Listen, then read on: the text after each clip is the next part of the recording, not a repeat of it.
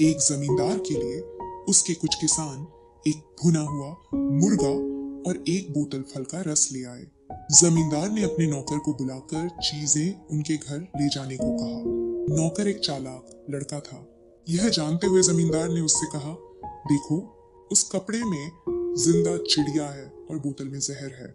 खबरदार जो रास्ते में उस कपड़े को हटाया, क्योंकि अगर उसने ऐसा किया तो चिड़िया उड़ जाएगी और बोतल सूंघ भी ली तो तुम मर जाओगे, समझे। नौकर भी अपने मालिक को खूब पहचानता था। उसने एक आरामदेह कोना ढूंढा और बैठकर भुना मुर्गा खा गया। उसने बोतल में जो रस था वह भी सारा पी डाला, एक बूंद भी नहीं छोड़ा। उधर जमींदार भोजन के समय घर पहुंचा और पत्नी से भोजन परोसने को कहा। उसकी पत्नी ने कहा, जरा देर ठहरो, खाना अभी तैयार नहीं है। जमींदार ने कहा, मैंने जो मुर्गा और रस की बोतल नौकर के हाथ वही दे दो, वही काफी है।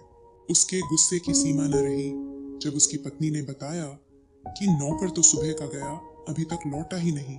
बिना कुछ बोले गुस्से से भरा जमींदार अपने काम की जगह वापस गया तो देखा नौकर तान कर सो रहा है।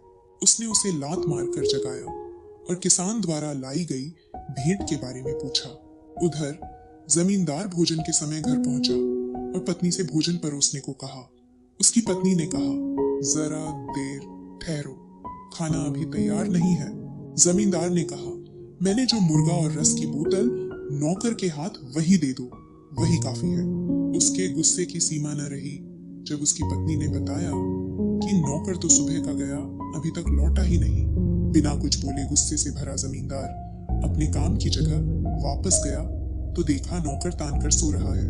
उसने उसे लात मारकर जगाया और किसान द्वारा लाई गई भेंट के बारे में पूछा। लड़के ने कहा, मालिक, मैं घर जा रहा था तो इतनी जोर की हवा चली कि मुर्गे के ऊपर ढका कपड़ा उड़ गया और जैसा आपने कहा था वह भी उड़ गया। मुझको बहुत डर लगा कि आप सजा देंगे और मैंने बचने के लिए बोतल में जो जहर था वह पी लिया और अब यहाँ लेटा लेटा मौत के आने का इंतजार कर रहा था।